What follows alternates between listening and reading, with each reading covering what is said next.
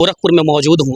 है कि आप लोग जो है देवरिया जनपद से मुख्यमंत्री के गृह जनपद गोरखपुर में आए, तबादला न करें, इनको सीधे बर्खास्त कर दें।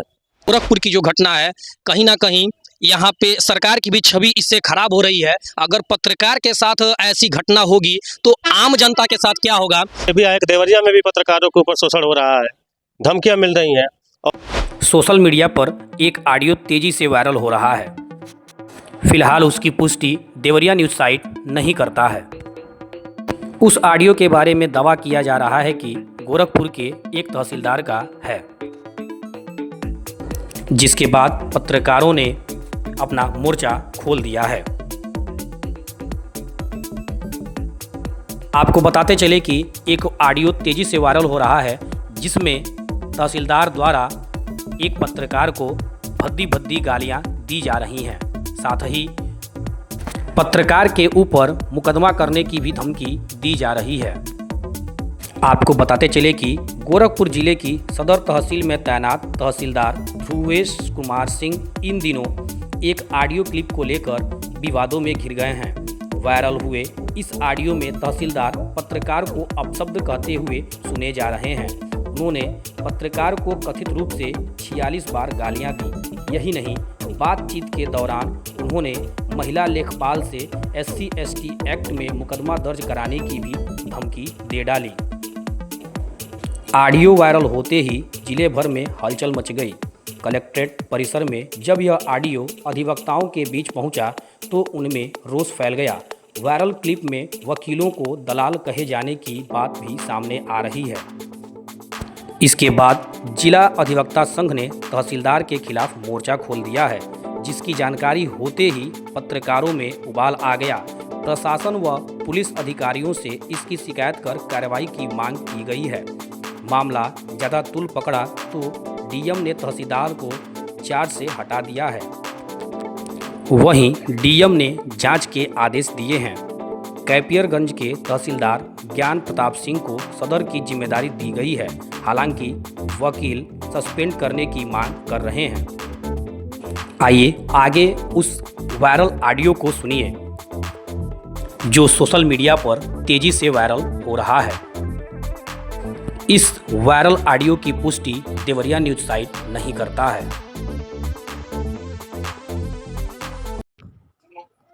हाँ, वो महिला लेखपाल हॉस्पिटल में है, जाति 80 है, तो तुम्हारी तो मैं फर्जी छापा खाना खोले हो। FIR दर्ज करो, वहीं साबित करना।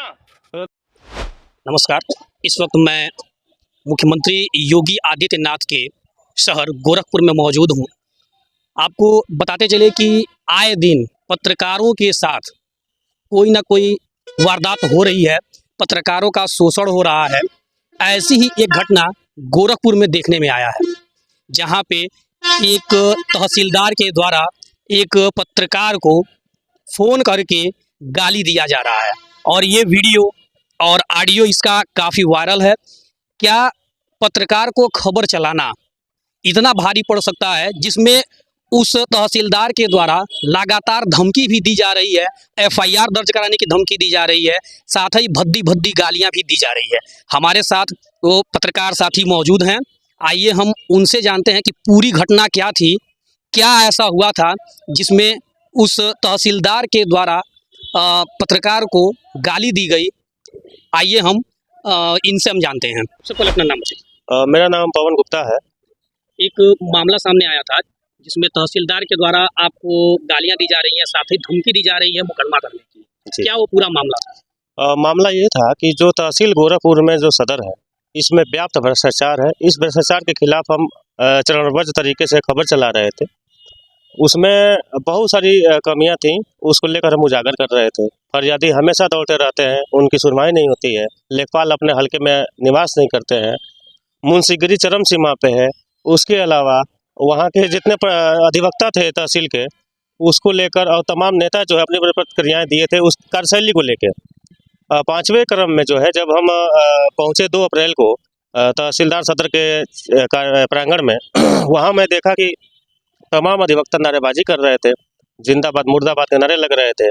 मैंने पूछा कि समस्या क्या है, तो उन्होंने बताया कि यहाँ तहसीलदार के चैम्बर में ताला लगा हुआ है, तहसीलदार साहब यहाँ हैं ही नहीं। हमने कहा ठीक है, क्या करते हैं, जाके देख लेते हैं। वहाँ जब हम गए, जाते हैं तो पता चलता है तहसीलदार साहब चैम्बर में ताला लगा हुआ है। उसका मैं वीडियो लेता हूँ, फोटो भी बनाता हूँ, उसको लेकर एक जैसे कि तमाम ग्रुपों में गोरखपुर के उस खबर को मैं चलाता हूँ ब्रेकिंग के तौर पे। शाम को उसी दिन मेरे पास 7:30 बजे फ़ोन आता है और कहा जाता है कि मैं तहसीलदार ध्रुवेश कुमार सिंह बोल रहा हूँ, भ्रष्टाचार के खिलाफ तुम खबर चलाओगे, खबर का ठेका ले रखा है। हमने कहा कि सर देखिए, भ्रष्टाचार को मिटाना महाराज जी योगी आदित्यनाथ का संकल्प है। उसके अलावा बहुत सारी चीज़ों को जो है हमने बताया, लेकिन वो जो है हमारी बात उधर किनार करते हुए गालियों की बौछार लगा दी है मेरे ऊपर। और उन्होंने कहा कि तुम्हारे खिलाफ जो महिला लेखपाल जिसके खिलाफ तुम खबर चला रहे हो वो SC/ST की है, तुम्हारे खिलाफ SC/ST का मुकदमा दर्ज करने जा रहा हूँ। उसके अलावा ये भी उन्होंने कहा कि तहसील में कवरेज करने के लिए अगर आ गए तो तुमको पिटवा कर रद्द कर दूंगा।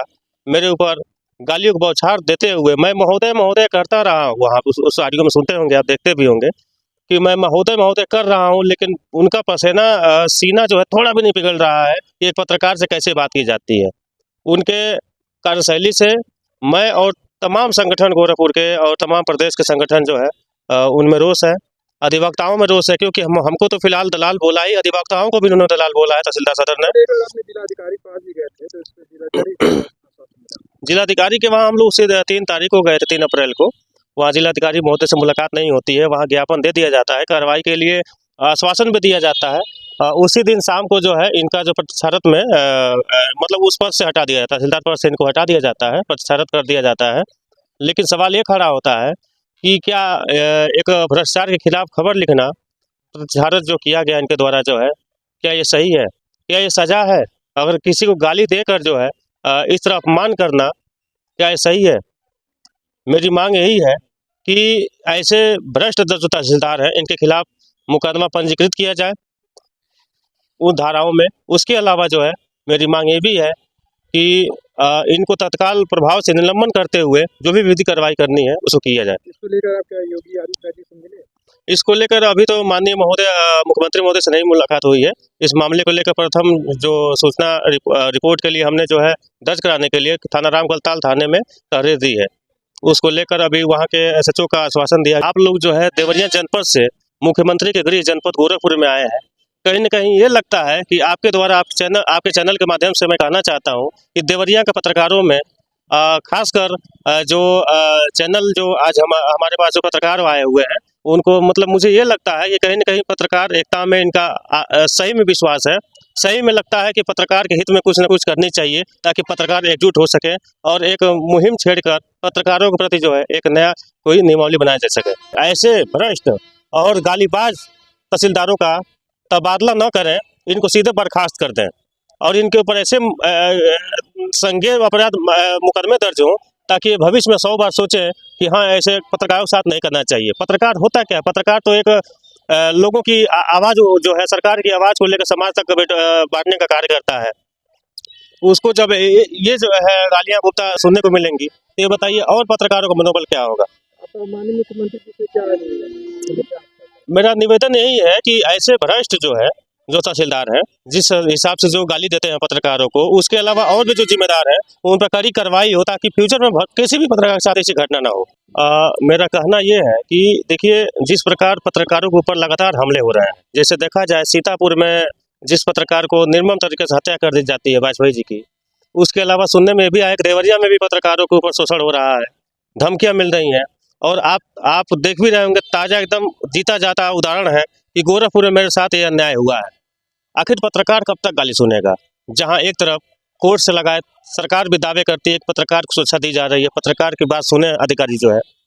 हमको तो लग रहा है कि उनकी आदेशों का अवहेलना अधिकारी कर रहे हैं। अगर उनके आदेशों का अनुपालन ये लोग करते तो कहीं न कहीं ये दशा व्यथा जो देखने को नहीं मिलती।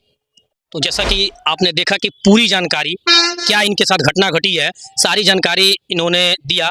तो मेरा ये कहना है कि जिस प्रकार लगातार ये देखने को मिल रहा है कि पत्रकारों का शोषण हो रहा है, इस पर प्रशासन को कोई ना कोई एक्शन जरूर लेना चाहिए। और ये गोरखपुर की जो घटना है, कहीं ना कहीं यहाँ पे सरकार की भी छवि इससे खराब हो रही है। अगर पत्रकार के साथ ऐसी घटना होगी तो आम जनता के साथ क्या होगा, आप इससे अनुमान लगा सकते हैं।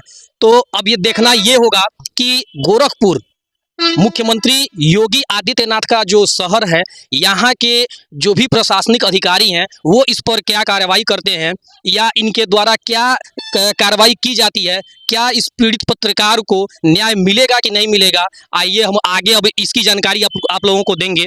धन्यवाद।